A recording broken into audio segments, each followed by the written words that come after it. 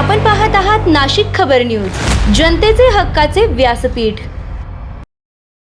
रामनवमीपूर्वी रथयात्रा तयारीचा आढावा, पूर्व दरवाजा सुरू करण्याची मागणी। पंचवटी, नाशिक। आगामी रामनवमी उत्सवाच्या पार्श्वभूमीवर 29 मार्च 2026 रोजी रविवार रोजी निघणाऱ्या श्रीराम रथ व गरुड रथ मिरवणुकीच्या अनुषंगाने आवश्यक उपाययोजनांचा आढावा घेण्यासाठी 17 मार्च रोजी सायंकाळी श्री काळाराम मंदिर येथे महत्त्वपूर्ण बैठक पार पडली। यानंतर मिरवणूक मार्गाची पाहणीही करण्यात आली।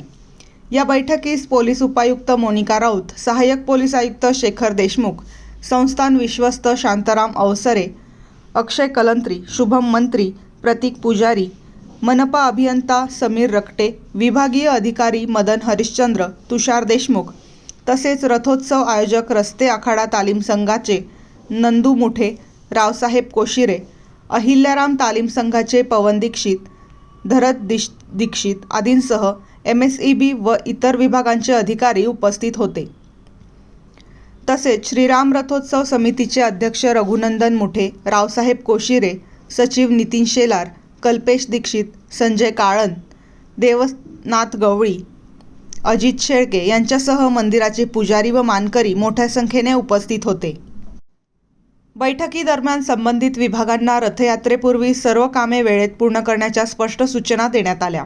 रथयात्रा सुरळीत व सुरक्षित पार पडावी तसेच भाविकांना कोणतीही अडचण येऊ नये यासाठी सर्वतोपरी खबरदारी घेण्यात येईल अशी ग्वाही प्रशासनाकडून देण्यात आली। दरम्यान श्री काळाराम संस्थानातर्फे मनपा प्रशासनावर पूर्व दरवाजा सुरू न केल्याबद्दल तीव्र नाराजी व्यक्त करण्यात आली। याबाबत अनेकदा निवेदने व बैठका होऊनही कार्यवाही झालेली नसल्याचे नमूद करण्यात आले। पूर्व दरवाजा बंद असल्यामुळे दर्शन व्यवस्थापनात अडचणी निर्माण होत असून गुढीपाडवा व रामनवमीच्या दिवशी होणारी प्रचंड गर्दी लक्षात घेता ही बाब अत्यंत गंभीर असल्याचे संस्थानाने स्पष्ट केले। या पार्श्वभूमीवर तातडीने निर्णय घेऊन पूर्व दरवाजा सुरू करण्यात यावा अशी ठाम मागणी संस्थानतर्फे करण्यात आली।